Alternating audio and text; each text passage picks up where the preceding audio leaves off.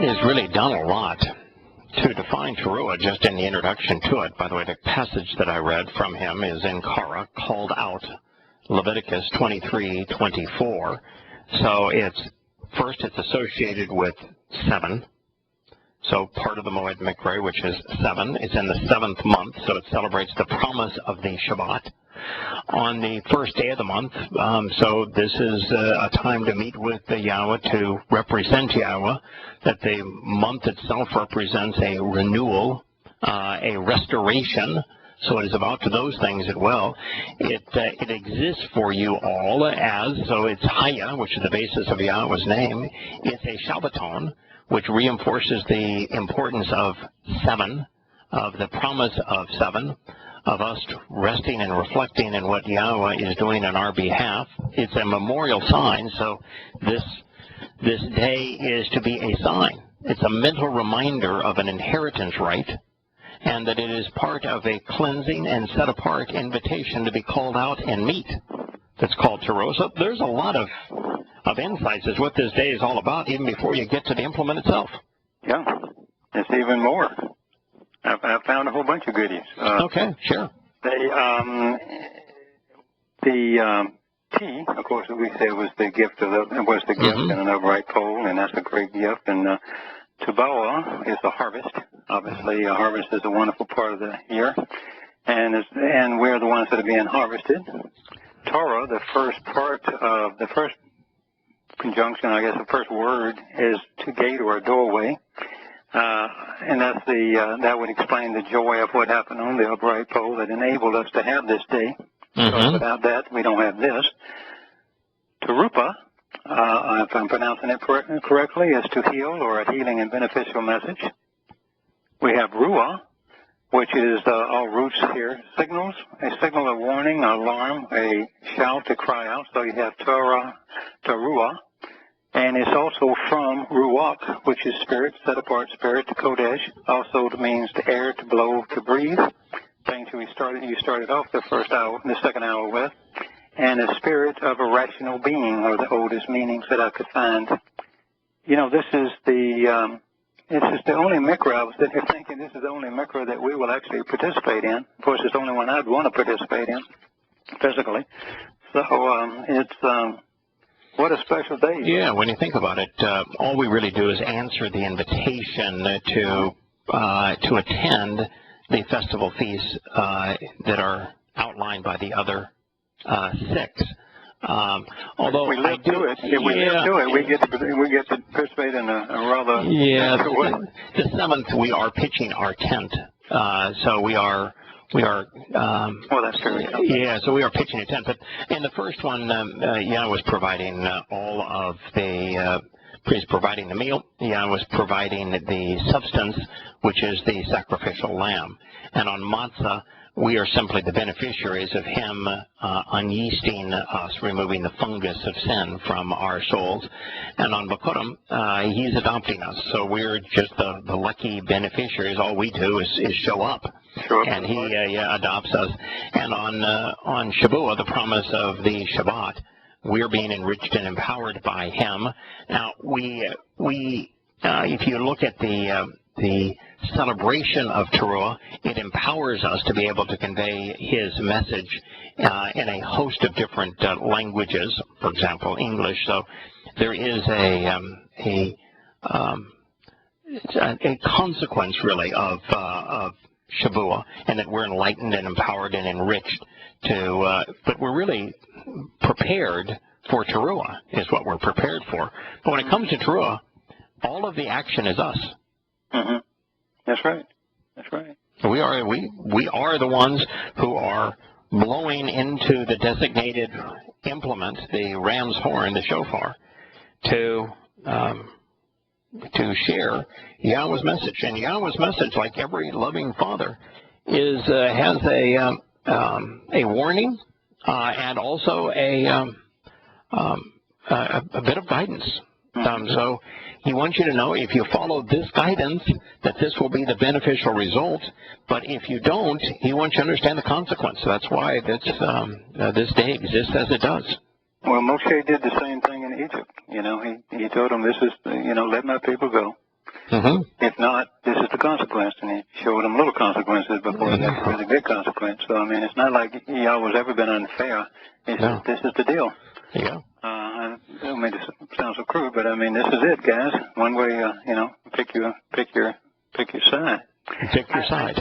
Yeah. So I also did one other little thing that I thought was kind of interesting. It might entertain y'all at least a little bit. But the words for trumpet. I went to the oldest stuff I could find, and the root is a Beth Lemd, a family home. Of course, you know a Beth is a family home with one entrance from above. And of course, the lamb is the guide or the lead or the how to steer the sheep, teaching and instruction. And the word means flowing of any substance, like wealth, water, or sound. Right. And then that brought me to a subset of, it also meant, if you add, it's the root of Yobel. And Yobel's oldest meaning is a trumpet, an instrument of flowing air to make a sound, also a horn of a ram used as a trumpet to announce or call out to someone. And it also said Jubilee, which that should have been Yobel. Of course, you know, they can't seem to get that stuff right. Which is a stream, a flow, or other things related to flowing. So, and also, obviously, we know the Yobel is the 50-year landmark mark where everyone gets to free, where the slaves become free and so forth. Yeah, it's amazing people don't understand the connection between the Yobel and the Yahowah's Moed Mikre, his invitations to meet, to be called out.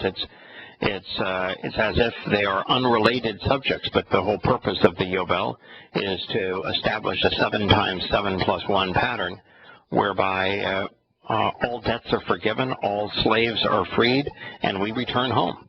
So, you know, you ought to... Interwoven, it's hard for me to separate, you know, I go to one root, and then there was like 3 other roots on trumpet that were just quite amazing. Not to interrupt, I'm sorry. Yeah. No, I also did the same thing, and the roots of Teruah are instructive. Terra is the gate or doorway. So, you know, you're sounding this message announcing that there is a gate or doorway, a gatekeeper even, and you are Teruah, as you mentioned, means healing. This is a healing gateway. Toren, which shares 2 of the same letters with Teruah, represents the upright pole upon which the standard is flown. And Teruah is designed to make us aware of the fact that the Edon, or the upright one of the tabernacle, the tent of the witness, is going to honor his mission on Pesach on the upright pillar. Tabuah designates the yield of a harvest. This is, so Tabuah, which would be the same as Teruah, with the exception of the Rosh, the individual is replaced by the Be'eth, the family. Tabuah is the harvest of the family. That's what this day represents on Yahowah's calendar, is that there is going to be an event where Yahowah's covenant children are removed from the earth. It's going to happen on this day. We're going to be instantly transformed into light. You know, it's kind of interesting. What do you think is going to happen to our bodies? Because there'll be a liability at that point. I would assume they're going to die. I don't see why they can't just die. You know, there are, I think... I know everybody can dissolve, I suppose, like you can't find Yosha's body. Yeah, I think there's the 2 possibilities. One is that our souls are just extracted from our bodies and empowered with Yahowah's set-apart spirit, and therefore we undergo the same transformation that he underwent on Bokurim on this day. So that's one possibility. The other possibility is so that, you know, under that possibility, the soul leaves the body. You've got nothing but a carcass of ashes, of dust to dust, and leaving a carcass behind. The other is that we are transformed the same way he was transformed on Bokurim, actually on the night of Pesach, before Bokurim, where Yahowah provided the energy that literally, not disintegrated, what, I don't know the word I'm looking for, but it incinerated. That's the right. Incinerated his body. Yeah. So it just it simply vaporized by the enormous amount of energy. So there'd be no trace of a body. Well, if that shroud is true, can be true, yeah, then that powerful energy would have been the only thing that could have made that picture. Or that image appear on that shroud. So you'd have to look at what message does Yahowah want to leave behind for those left behind. Does he want to leave the message that our bodies are there, so there's a possibility that we're dead?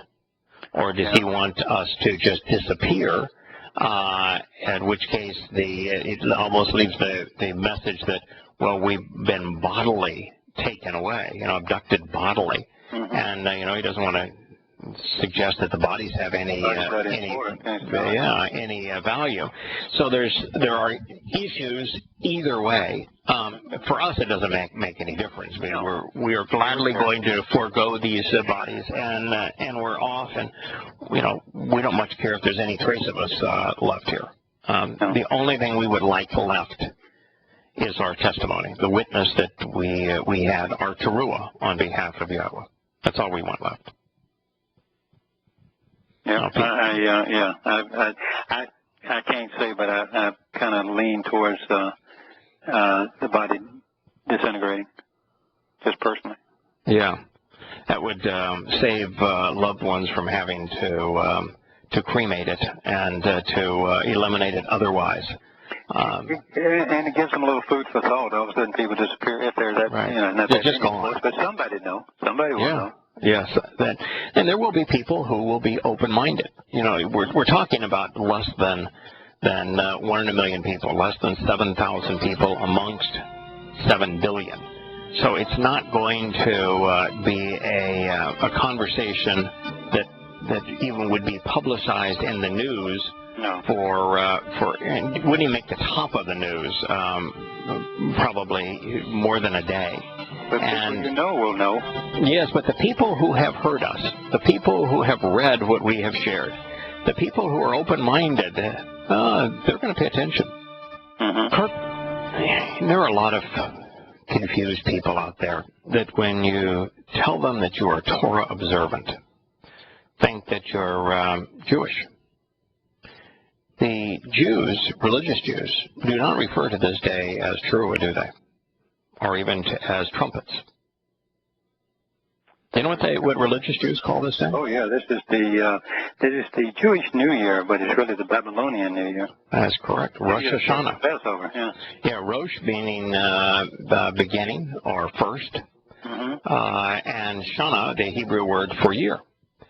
So the Yahowah's instructions in the Torah, and the heart of the Torah in Korah, Leviticus, is to call this day Teruah. Mm-hmm. And he begins it by saying this is the 7th month. And yet religious Jews, rabbinical Judaism, calls this day the first day of the year, the head of the year. And that's because the Babylonians celebrated this month as the first day of the year. So Judaism became Babylonian. And so when somebody says you're Torah observant and you're practicing Judaism, you say, are you nuts? What part of Torah observant don't you get? Jews aren't Torah observant; they're Talmud observant. Mm-hmm. They've corrupted everything. Not observant at all. Yeah. Right. In fact, Yosha was speaking of this day when the Jews changed the name to Rosh Hashanah instead of Teruah. Now they needed a whole mythos about what the day represented. Mm-hmm. And you know what they came up with? Flog yourself, wasn't it? No. That was the next one. I'm sorry. Yeah, that was reconciliations because they couldn't figure out that why do we need we're the chosen people. What do we need to be reconciled for? So they made it the Day of Atonement, where you flog yourself and you deprive yourself as opposed to the Day of Reconciliations, where you don't reconcile a relationship by tormenting yourself, debasing yourself. They didn't get that one right either. But on on this day, Teruah, which they renamed Rosh Hashanah, head of the year, in commemoration of their stay in Babel, they came up with a mythos that this was the day to confuse Satan. And that, that this was the day that Satan was supposed to approach Yahowah and tattletale on the Jews and report to Yahowah, where they would never say his name, all the bad things that the Jews had done during the year. So they blew the shofar on this day to confuse the devil, so that the devil wouldn't tattletale on them. That's what they came up with. So when Satan is supposed to be talking to Yahweh, and he's talking about the Jews, he must have gone up there and told him what a rotten dog that Dode was, huh? Oh, I of don't course. think that would have lasted. I mean, come on. Yeah, I know. Yeah, if you're going to have as your prosecutor in front of Yahowah, Satan, that's probably a really good thing. That's probably a really good thing. But anyway, so they came up with this mythos that since this was the day that you wanted to confuse Satan so he didn't tattletale on you, that God himself wouldn't have known that your behavior was bad. I guess they never read the book of Hosea. Yeah, they never read the book of Hosea, or the book of Yahowah, nor the book of Jeremiah. They never read any of this, and they never read the Torah.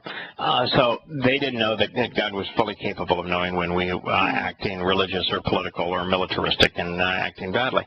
But so if this was the day that Satan was supposed to tattletale, then what it became is the day that no one knows. It was the hidden day, the day that you ought to keep quiet, so that Satan doesn't know, and if he doesn't know, that all of your sins will go forgotten because no one was presenting them.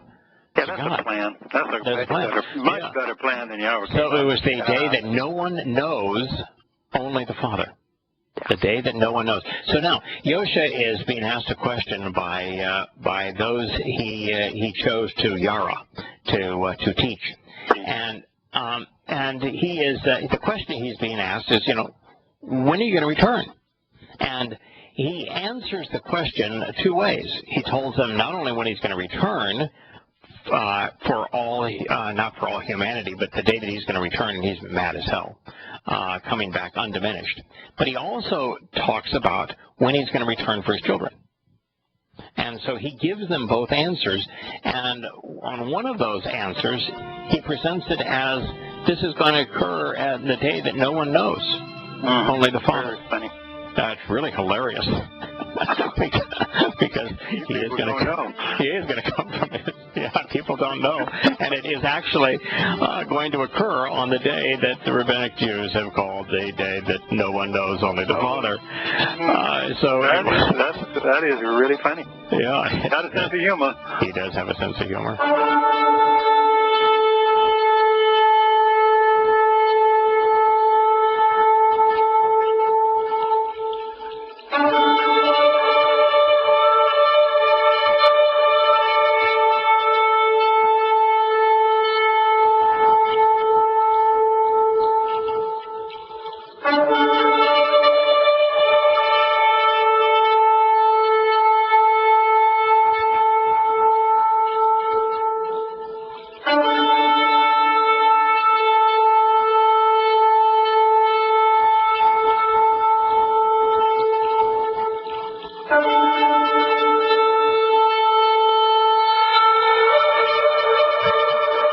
Wasn't the purpose of this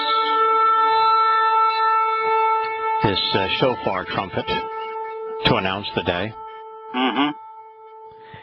What would be the purpose of announcing the day if no one knows the day? I just want to ask you a simple question.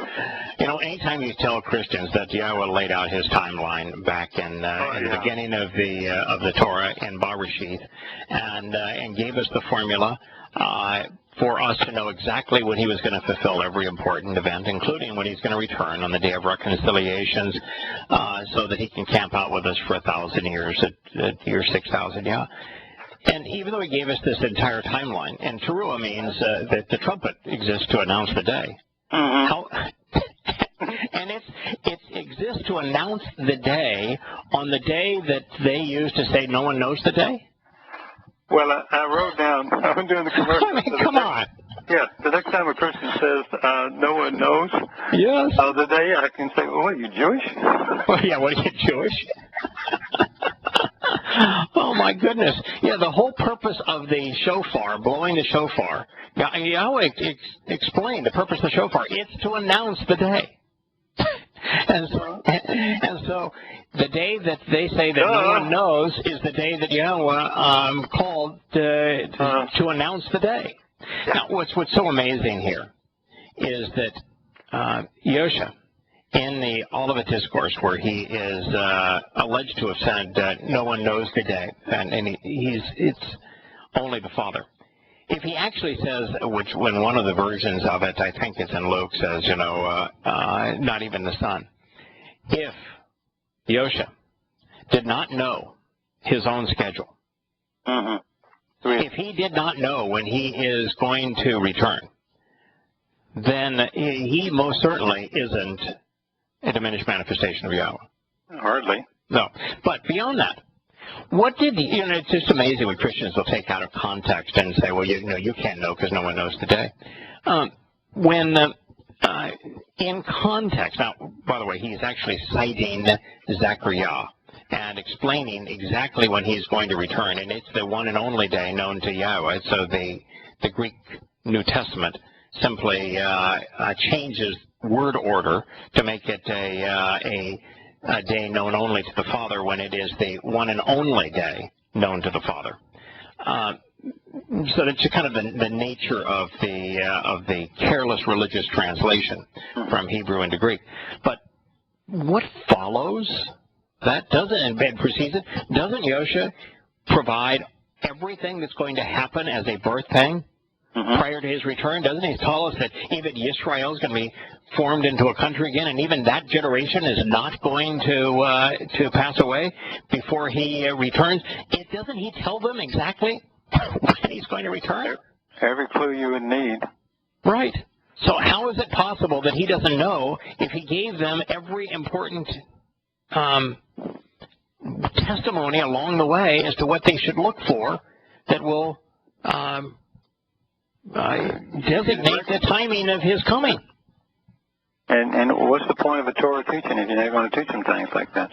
I mean, why would you hide what's that? The purpose when you haven't hit anything to this point, why are you going to hide that? Yeah. Now, well, why would you have a schedule and not keep to the schedule? Why would you fulfill the first 4 Moed Mikre on your 4,000 Yah on the right day in precisely the right order for precisely the right reason, and then have a senior moment and say, teruah, I think I'm going to go off script.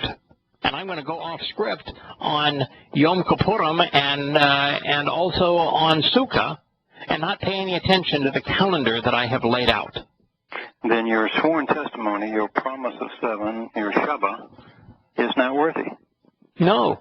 What in the world are you going to have a millennial celebration of Sukkah, of camping out with God, that is consistent with and embedded into the concept of the Shabbat if it's not going to begin at the end of the 6th day and the beginning of the 7th day?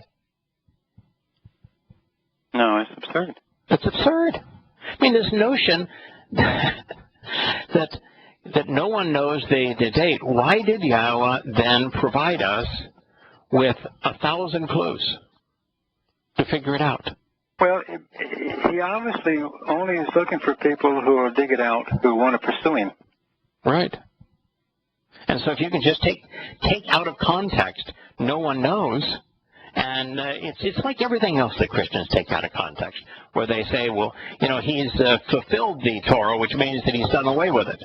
Well, if you just read the next sentence precludes that understanding, because it says, not a single jot or tittle, not a single stroke of the Hebrew letters is going to be annulled, so long as the heavens and earth exist.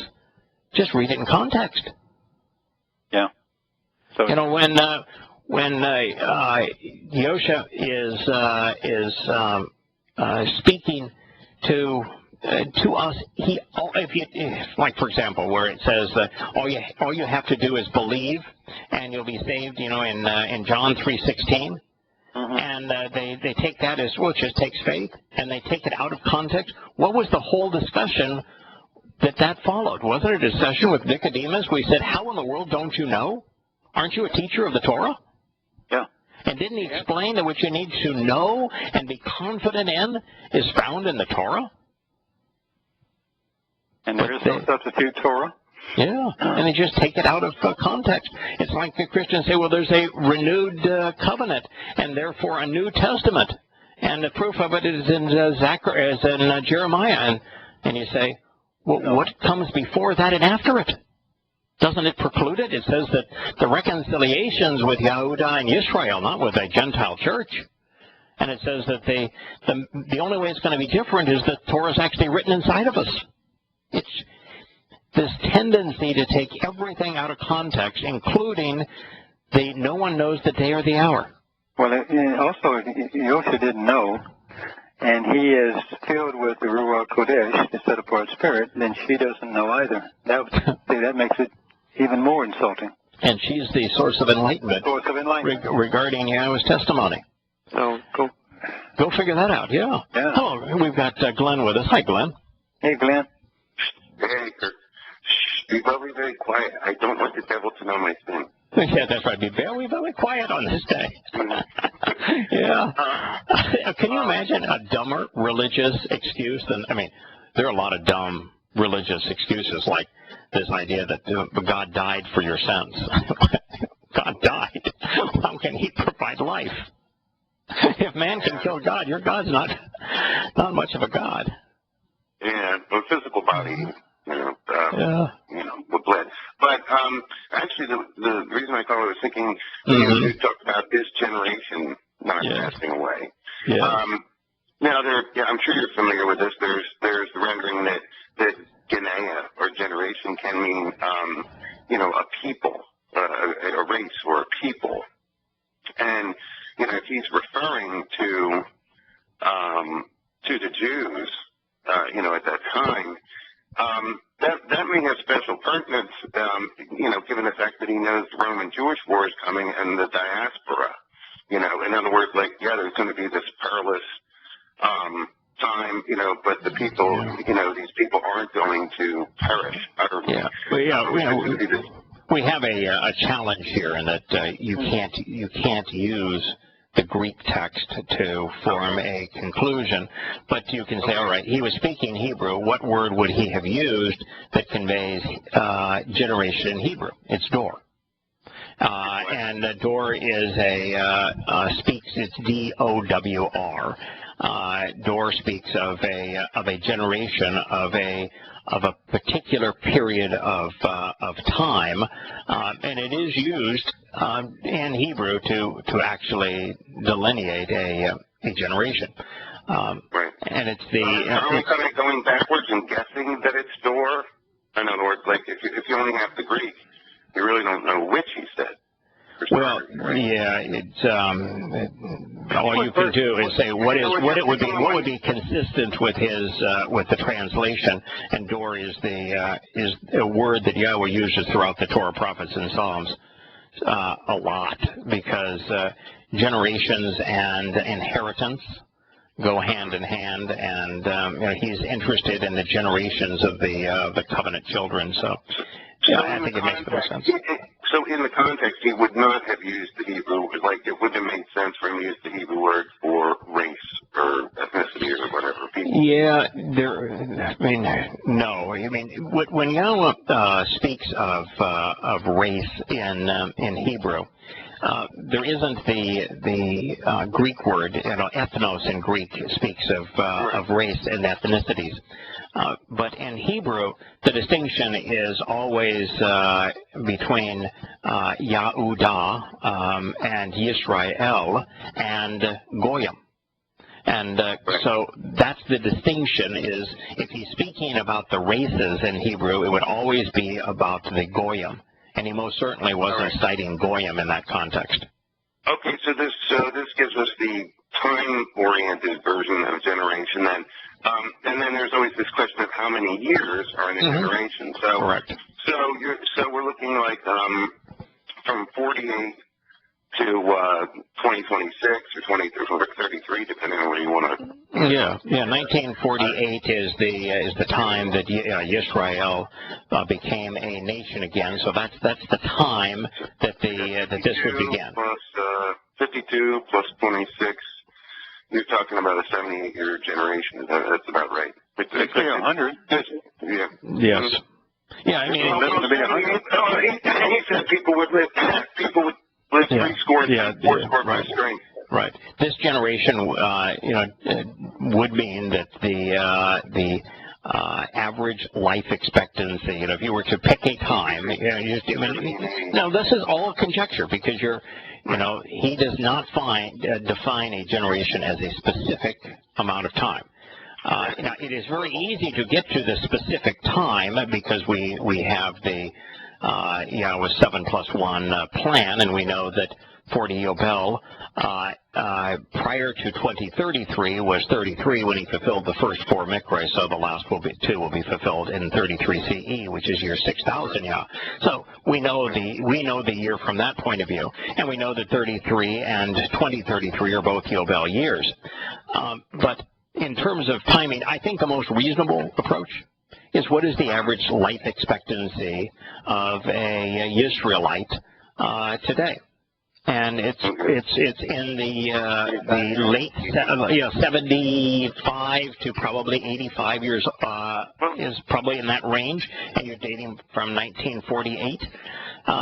So 33 falls right there. 52 is 33 and 52. Would give you 85. And did he also say a man's years shall be 3 score and 10, 4 score by strength? Yeah. But you're 79. during the Roman period, when everybody's slave, the average lifespan was only 21 years. Correct. I mean, it doesn't. It depends on the context of the. Right. Yeah, and it's this generation that sees Israel become a nation again, which is against all odds. It's the only place where this has ever happened in all of recorded history over that long a period of exile. And for them to become a nation again in their homeland, which occurred in 1948 and 1967 was really the time that they also were able to claim, most of the land again, and also Jerusalem occurred in 1967. So, a generation from those dates is very comfortable into 33 CE. Right. And 2033, and year 6000, 2033 is the only Yobel year within the lifetimes of that generation. Right. So, interesting. Yeah, I was interested in kicking that one around. So because it's always got this argumentation that goes on as to whether it's referring to the age of a generation or the race of people. So, no, it wouldn't, because he certainly would not have used Goyim in that context. Now, it is really interesting. I just thought it was fascinating to recognize that the very purpose of this day, the implement that is used that designates trumpets or teruah, is a shofar and the purpose of it is to stand on the mountaintop and above the people to blast this horn to designate that this is the day. It's the entire purpose is to designate the day, and Christians use this day as an example of no one knows the day, when the very day means that this is the day. My question was always, don't mean to interrupt, but my question was always, when I was a Christian, was we could study Daniel and know exactly the day he's going to walk into Jerusalem. Right. And he would tell you that, and he won't tell you the second time? Right. We thought of it then the second time. Yeah, I know. It's and of course it's the seventh. But yes. But to us, I said, well, wait a minute, and that used to bother me. Yeah. And the biggest thing for me was, why in the world would he provide all of this evidence going back to the creation account itself on the greater light is going to come as a sign of the moed, of the meetings, in the fourth day. And in the fourth millennia of human history, in year 4000 Yah, he comes and fulfills Pesach, Matzah, Bokurim, and Shavuot, the first four moed. And he provides all of that information to you, and then he establishes a 20 Yobel sequence from 20 Yobel, 2,000 years, from the time that we're kicked out of the Garden of Eden to the time that the means to re-enter Eden, the covenant is affirmed on Mount Moriah, and 2,000 years later, and exactly 2,000 years later, in exactly the same spot, he fulfills the first four moed. And then you can't figure out that maybe year 6,000 Yah is going to be 2,000 years after that's going to be the next time that he's going to fulfill his promises. I mean, this is not hard to deduce. You really have to be closed-minded not to see it. Right, right. Interesting stuff. So, of course, things get a little hot and heavy start around 2026, 2027. You know, Glenn, this summer turned out to be the summer you predicted. Not in terms of the dramatic kind of anarchy that you might have thought would have affected the United States, but the consequence of the Shiite-Sunni civil war in Syria and Iraq has caused this mass migration of Muslims into Europe that actually created the basis of the anarchy that will lead us to the doorstep of the tribulation. You turned out to be right, and the event is this mass migration, this tidal wave of Muslims entering Europe. There's no turning back now. I mean, none. There are so many chaotic irons in the fire, now, different realms, economics, geopolitics. I started following this website of these people. It's interesting. You have the chicken little people who, the doomers, and then like the anti-doomers, the normalcy bias people, wrangling back and forth over all these issues all the time. And like the normalcy people call the gloom and doomers doomtards, But it's just hilarious because every issue that pops up out there is examined for its like potential as an indicator of doom or a harbinger of great doom. Right. Mm-hmm. It's actually almost it's almost actually kind of healthy because we have these people holding each other's feet to the fire. Well, where's your evidence? Where's this? Where's that? And what's funny, it's very clueless. It's very chicken little chicken, very clueless. It's like a bunch of people. It is almost like chickens, like they're sensing that all this is going on, and squawk, this is going to be a doomer. But I mean, you contrast that with, resting in Yahowah, and it's like, wow, or there's the whole prepping thing, or, right. Like there are a lot of bad things that can happen in the world prior to like the, right. 2026, 2027. But I'm completely relaxed about it, aren't you? Mm-hmm. Because we have been foretold exactly what's going to happen for our benefit and for the benefit of those who aren't yet participating in the covenant, so that when these things occur exactly as Yahowah predicted, they might pay attention to it. Well, and what was Yosha's advice on it? Like, have no anxiety about anything. Right. but rely on me. Make your request. Known. That wasn't him. That was Paul. Okay. Yeah, that was Paul. Yeah, it was. Have no anxiety about anything. Okay. Yeah. In other words, and the thing is, as these things happen, okay. It doesn't worry you as long as the volcano is halfway around the world. Yeah. No, what his point was is don't think that when the world goes to war, which from their perspective the world was at war in 133, between 133 and 135, which was the second assault by the Roman legions on Yahowah. And he's saying, listen, when you experience these wars, don't think that is the end.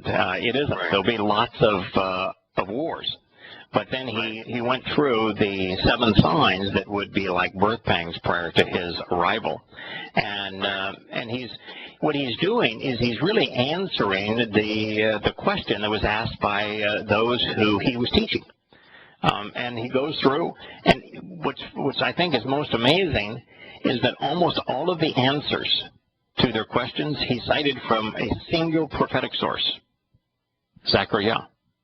And so that's one of the places, when you try to ascertain what he actually said in Hebrew, you can read Zechariah in Hebrew and know the words that he chose all along the way.